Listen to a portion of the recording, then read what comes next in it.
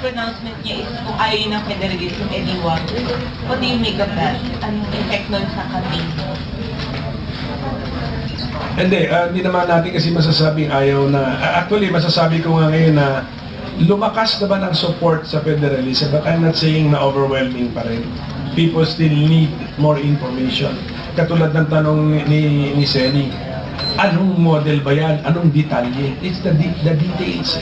Sa concept, alam na ng tao na, okay, federalism strengthens local governments actually by bringing them as to be the equal.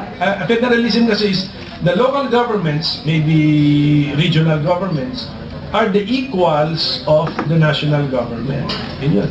Pero, detalye pa eh. Concept na yun, what are the details?